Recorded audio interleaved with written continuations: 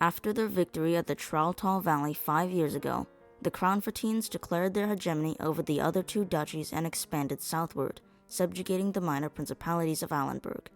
But now they were faced with a new enemy, Maidland. Backed by the Venaians, they had been slowly encroaching on Socinian territory. As a result of their raids, they frequently ran into Crownfortine troops, spiking tensions between the nations.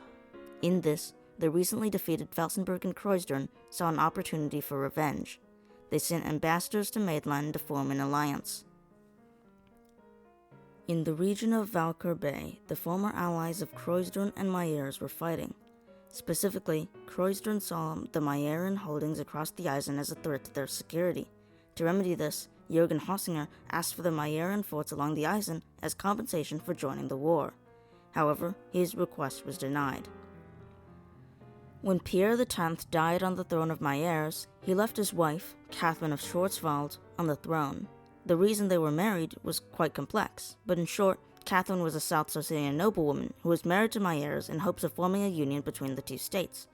The formation of a Mayerian South Socinian union, however, would be very bad for everybody who wasn't Mayerian or South Socinian, so the marriage was heavily opposed by foreign powers, triggering several major wars.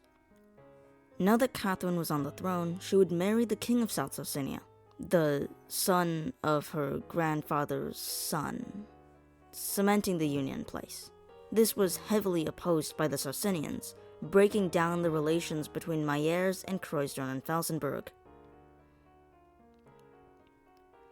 These tensions finally came to a head in the spring of 1538, when Mayers declared war on Kreuzern, marching two armies consisting of 30,000 men each into their territory. In response to this, Felsenburg and Maidland declared war in defense of Kreuzern, mobilizing their forces to counter the Mayerian advance. Their first major objective was to seize the heavily fortified stronghold of Grafenwald on the Eisen River. Determined to prevent its fall, Felsenburg and Maidland dispatched a relief army, marching swiftly to engage the besieging forces. At the same time, Maidland attempted to sway the Venaians into joining the war, hoping to shift the balance of power in their favor.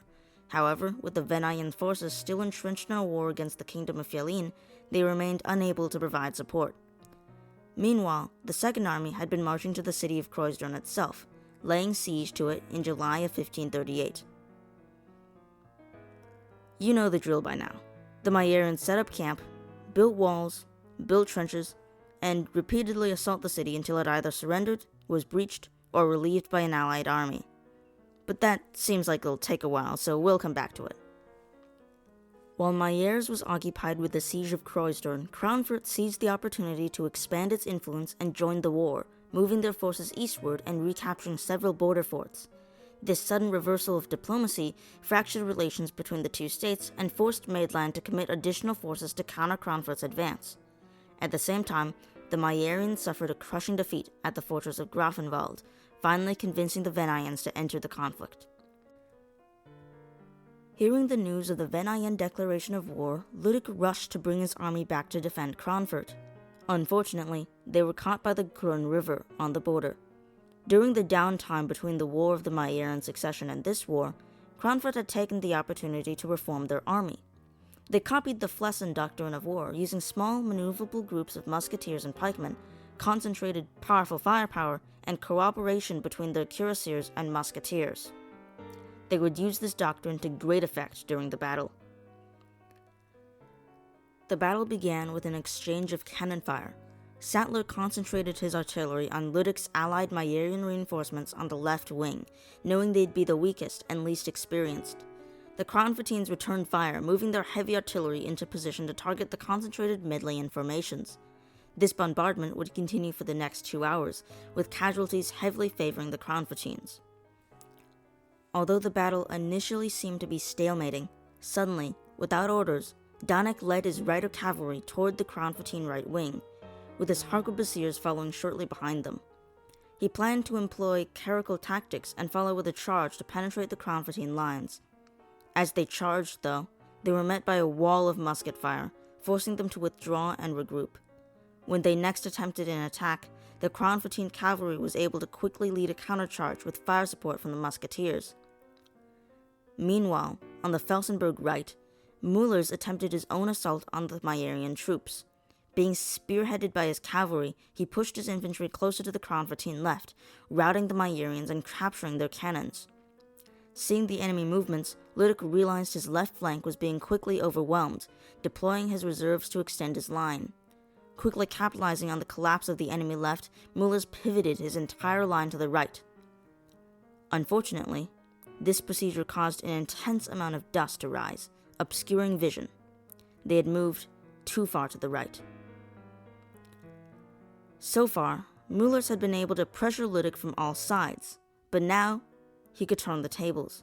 When Danek's exhausted cavalry led yet another charge, Ludic didn't stop his cuirassiers. They continued charging straight through the Medleyan cavalry, routing them easily. From there, the Allied army no longer had a left flank, allowing the Crownford cavalry to pivot straight around their lines. With this final move, Ludic secured the hill, captured the enemy artillery, and turned it against them. Mullers' troops now faced heavy fire from 3 sides. Mullers himself escaped the battlefield. Alright, let's get back to Croydern. Looks like the Maiarians lost. By late summer, a coalition of 55,000 soldiers, led by Hans Sattler and the Venayan general Alexei Vasilyev, marched towards the city.